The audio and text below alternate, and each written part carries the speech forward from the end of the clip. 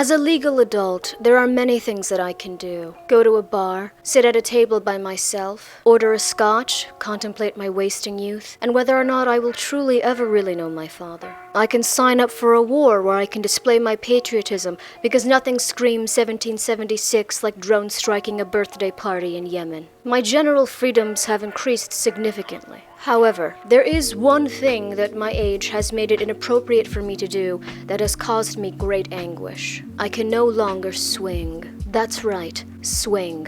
I mean, physically I can. My body is still capable of carrying out this action, but I have passed an age where it would be considered appropriate for me to indulge in one of mankind's greatest little joys. Flopping your untoned gluteus maximus on a questionably stable swing and propelling your body forward, rising higher and higher in the air. You can see most of the neighborhood now. You never realized how ugly it was. Looks like Mr. Robinson is attempting to barbecue in his backyard again. Ugh.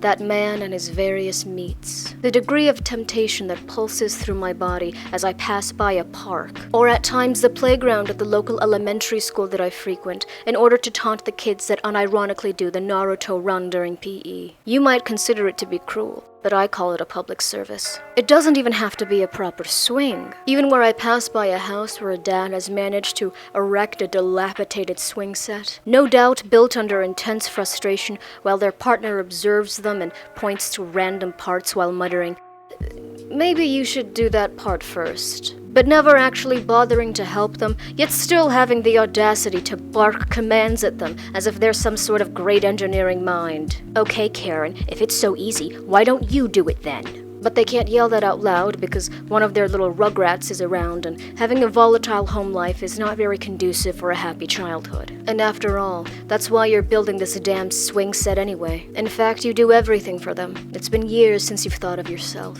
And they don't even bother to acknowledge your sacrifices. The little barnacle, leeching off of you until there's nothing left but your receding hairline and untreated IBS. Those ingrates. But then you feel guilty for thinking that. They're merely children. They've only recently learned the concept of object permanence and how to wipe their own asses properly. You were once like that, and oh, how you long for that time of innocence now, when you too could experience the joys of swinging, but it's too late. It takes every fiber of my willpower to resist the temptation as I walk by one of those contraptions. At times I linger for a little bit too long while I'm at the park. The parents are starting to get suspicious. Their eyes pierce into me, and to be fair, it does look like I'm scoping out one of their kids. You wish, Amy. Your kid is like a 5 on a good day.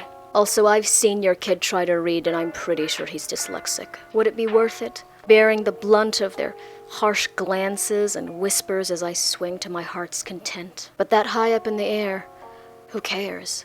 I'd have to probably wrestle one of those kids for a spot, though. I typically pick one of the weaker-looking ones, but nowadays you never know. Some of them turn out to be biters, and I can't afford to explain to my local ER nurse why I constantly have tiny circular marks on my forearm. Maria is starting to get suspicious. Maybe I'll try and go for one of the chubby ones. They might look sturdy, but at that age, they go down pretty easy, like a heavy bag full of pudding. Their bodies practically bounce back up off the wood chips. I could just pretend that I too am a kid. I have the general proportions and muscle capacity of one, though my face does betray me. I think I could pass for an 11-year-old, albeit one that's lived through a war. As a child, I would sometimes contemplate what adulthood would be like. I'll admit, I envisioned conversing with other like-minded individuals at a dinner party. Probably other suburban wine moms trying to hide the extent of their encroaching alcoholism. You're not fooling anyone, Diane. Those Facebook posts are a cry for help. Not to mention the juxtaposition of quotes like, "Tonight's forecast, 99% chance of wine," with deep-fried minion memes as an assault to my eyes. You're asking for an intervention. All the ladies would be drinking wine. I would also be holding a wine glass, but I would have replaced the alcohol with juice when the others weren't looking. Because ultimately, all alcohol tastes like a witch's brew, and I refuse to buy into the notion that it is enjoyable. All wine-tasting facilities are a cover for some sort of crime ring. Mark my words. My lack of an adult palate won't stop me from socializing with these women, though. Oh, no. We'd eat hors d'oeuvres and make idle chit-chat. I'd make a joke. And then I said, "You can't use that word. It's racist."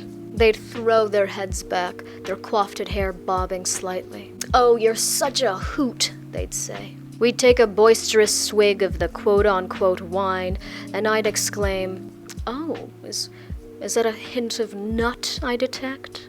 If I don't have at least one experience like this, I will go to the grave having lived an unfulfilled life. Outside of this fantasy, it's not as if I had an idealized concept of what adulthood would consist of. I expected at least a single moment of content in an otherwise miserable week. Maybe I would be fortunate enough to see a cute animal scurry by occasionally. Perhaps it would stop to acknowledge me momentarily. Could be outside.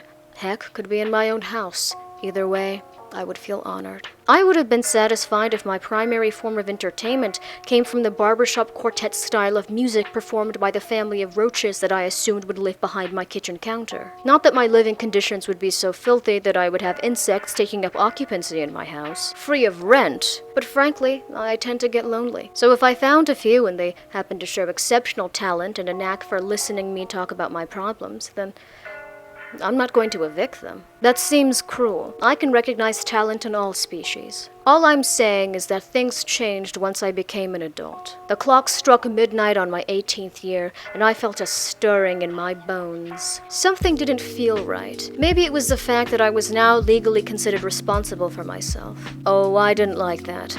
Not one bit. My only responsibilities in life at that point were making sure that I inhaled enough oxygen and didn't commit a felony. I will admit, I led an incredibly privileged life, one that an ingrate like me absolutely did not deserve. But eventually, I was willing to take on the burdens of adulthood. I would resist the urge to blow bubbles in public, pretend that I voted in the primaries, and act as if I had any semblance of knowledge regarding the Israeli-Palestinian conflict. But nowhere was it officially stated that I would have to give up swinging.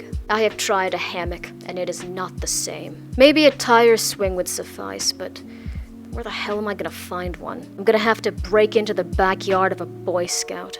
Perhaps I didn't milk my adolescence for all that it was worth.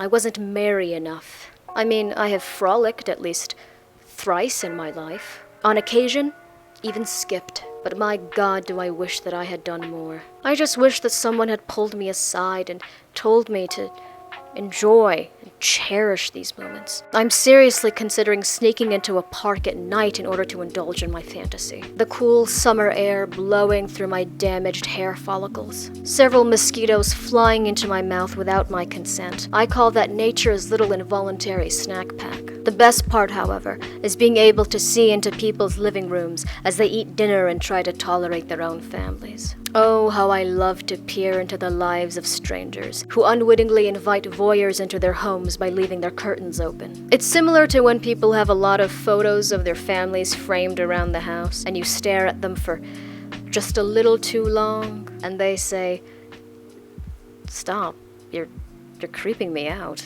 And you ask, "How much?" And they respond, "What?" And you say, "Nothing, I gotta go." Now that I think about it, this goal seems pretty achievable. Hold on, I gotta go Google where my nearest park is. I don't know what the solution is. Perhaps having an adult park of sorts. Now that I envision it, the image of adults on seesaws and monkey bars is reminiscent of a time that I witnessed an adult daycare in New York. It was a bunch of 20-somethings playing with building blocks and dolls. The level of disgust that pulsed through my body at that moment was ineffable. My annoyance was palpable. I'm not going to say that I wished harm on these people, but I did want them to suffer. Nothing too harsh, but maybe place a small pebble in their shoe. So maybe the adult playground might not be the best idea.